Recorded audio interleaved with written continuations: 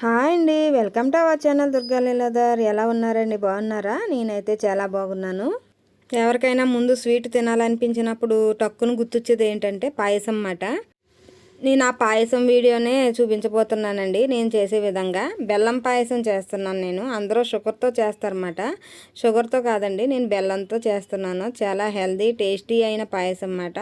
Sugar అంత మంచిది కాదు, నేను షుగర్ చాలా తక్కువగా వాడతాను.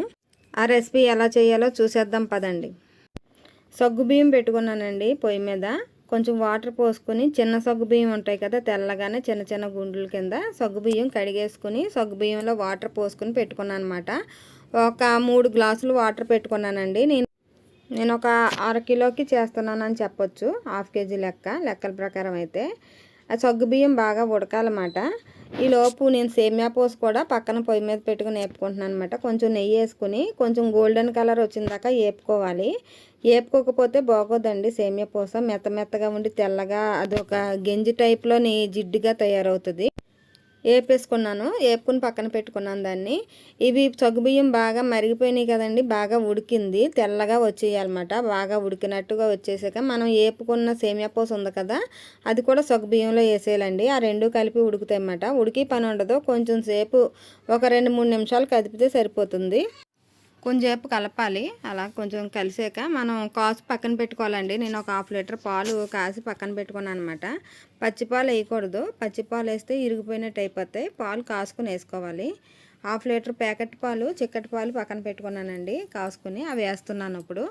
పాలు వేసాక కొంచెంసేపు కలపాలి. పాలు వేసిన కాడి నుంచి ఏంటంటే కలుపుతూ ఉండాలి, లేకపోతే పొంగిపోయినైనా పొంగిపోతాయి, లేకపోతే అడుగున అంటేస్తాయి అన్నమాట. సగ్గుబియ్యం జిగురుగా ఉంటాయి కదా, అడుగున అంటేస్తాయి అన్నమాట. అడుగున అంటకుండా ఉండాలంటే మనం కలుపుతూ ఉండాలి, బాగా కలపాలండి.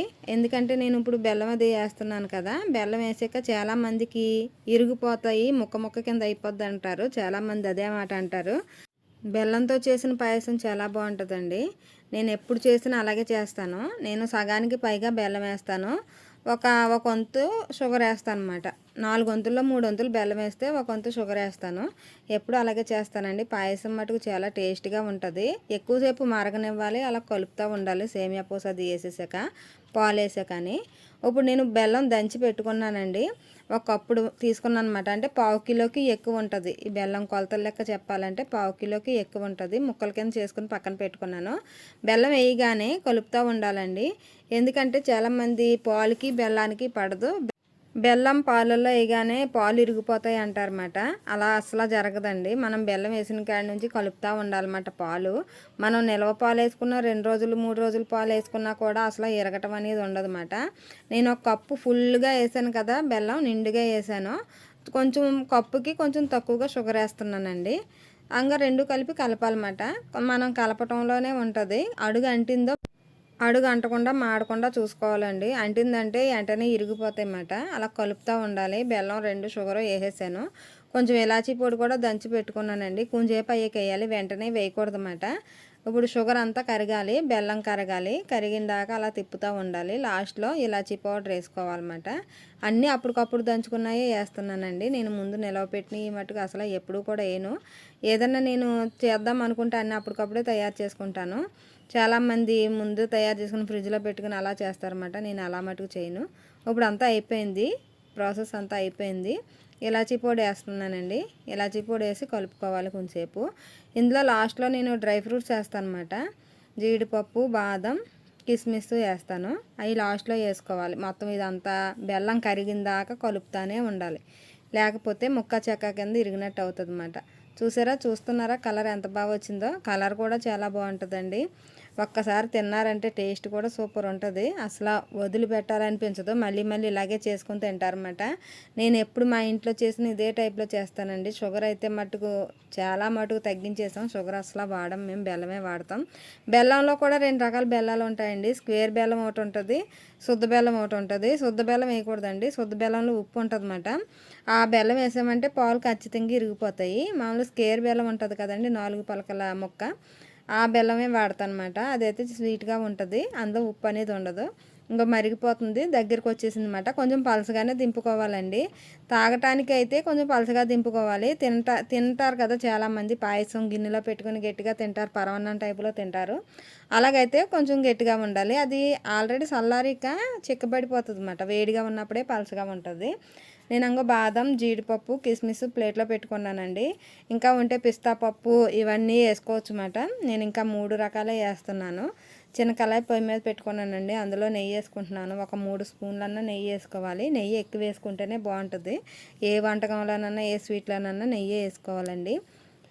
నెయ్యి మరిగాక కొంచెం కాగుతున్నప్పుడు మొత్తం ఈ 3 కలిపి వేసేయచ్చు. 3 కలిపి మెల్లిగా ఎగుతాయన్నమాట. ఎక్కువసేపు కూడా ఎగి పని ఉండదు, కానీ సిమ్లో పెట్టుకుని వేపుకోవాలి. హైలో పెట్టేమో మాడిపోతాయి అంతే. అవి అందులో కిస్మిస్ ఉన్నాయి కదా, అవి రౌండ్గా వస్తాయి అన్నమాట. రౌండ్గా వచ్చిన దాకా వేపాలండి కొంచెంసేపు. రౌండ్గా వస్తే పాయసంలో కూడా రౌండ్గా ఉంటాయి. నాకేంటో ముందు నుంచి కూడా రౌండ్గా వచ్చిన దాకా వేపటం అలవాటు అయిపోయింది. నెయ్యిలో వేపినప్పుడు చూసారా, అంగు రౌండ్గా వచ్చినాయి, గోల్డెన్ కలర్లో రౌండ్గా వచ్చినాయి కదా. ఇప్పుడు స్టవ్ కట్టేసుకుని అది మనం పాయసం మరుగుతుంది కదండి, ఆ పాయసంలో వేసేసుకోవటమే. ఇంకా ఎగిపోయింది, మంచి బ్రౌన్ కలర్, మంచి స్మెల్ వస్తాయి అన్నమాట. అలాగ వచ్చిన దాకా ఉంచుకోవాలి. ఇంక ఇది పాయసంలో వేసేస్తున్నానండి. ఇది వేసినా చాలామంది ఇరిగిపోతుంది అంటారు. చూడండి, అసలు పాయసం అనేది ఇరగటం కానీ పాడవటం కానీ ఏమీ ఉండదు. వేసాను. ఇప్పుడు అది కలిపేసుకోవటమేనండి. కలిపేసుకొని మనం దేవుడి దగ్గర ప్రసాదం కింద కానీ, మన ఇంట్లో పుట్టినరోజులు వచ్చినా, పెళ్లి రోజులు వచ్చినా స్వీట్ ఐటెం ముందు ఇలా చేసుకుంటారు. కానీ నేను బెల్లంతో చేశాను కదా. ఈ పట్టు ఎప్పుడైనా షుగర్తో చేసే వాళ్ళు ఉంటారు కదా, ఇలా బెల్లంతో చేసి ఎలాగొచ్చిందో నాకు కామెంట్లో చెప్పండి. నేనైతే 100కి 100 మార్కులు వేస్తాను అనమాట. ఈ బెల్లం పాయసానికి అంత ఇష్టం నాకు, అంత బాగా నచ్చుతుంది. మా ఇంట్లో వాళ్ళందరికీ కూడా ఇష్టమే. ఎక్కువ క్వాంటిటీలోనే చేస్తాను, అంత బాగా తింటామన్నమాట. స్వీటు ఏ స్వీటు తినమండి, పాయసం ఒకటే, అది బెల్లం పాయసం అయితేనే తింటామన్నమాట. ఈ బెల్లం పాయసం ఐటెం మీకు నచ్చింది అనుకుంటాను. నచ్చితే మటుకు చిన్న లైక్ ఇవ్వటం మర్చిపోవద్దు. అలాగే కొత్త వాళ్ళు ఎవరైనా నా ఛానల్ చూస్తుంటే, నా రెసిపీస్ కనుక నచ్చుతుంటే ప్లీజ్ సబ్స్క్రైబ్ చేయండి, దుర్గా లీలాధర్ యూట్యూబ్ ఛానల్. అలాగే ఇన్స్టాగ్రామ్, ఫేస్బుక్లో కూడా ఫాలో చేయండి. చూడండి, మంచి కలర్ఫుల్గా ఉంది కదా సేమియా పాయసం. అస్సలు ఎరగటం అంటూ ఉండదండి. చాలామంది అడిగారు నన్ను, బెల్లం వేసి చేస్తాం విరిగిపోతుందని. వాళ్ళందరికీ చూపిందామని చేశానండి. ఇప్పుడు అయితే చూడండి, కలర్ఫుల్గా మంచి కలర్ కూడా చాలా బాగుంటుంది. ఓన్లీ షుగర్ వేసి చేసామంటే తెల్లగా ఉంటుంది. బెల్లం వేయటం వల్ల ఈ కలర్ వచ్చిందన్నమాట. చూడటానికి కూడా చాలా బాగుంటుందండి. ఎవరైనా మన ఇంటికి గెస్ట్లు వచ్చినప్పుడు కూడా తొందరగా ఈజీగా చేసేసుకోవచ్చు ఈ బెల్లం పాయసం. ఓకేనండి, ఈ వీడియో నచ్చితే మటుకు లైక్ చేయటం మర్చిపోవద్దు. మళ్ళీ సరికొత్త వీడియోతో మీ ముందుకు వస్తానండి. ఓకేనండి, బాయ్.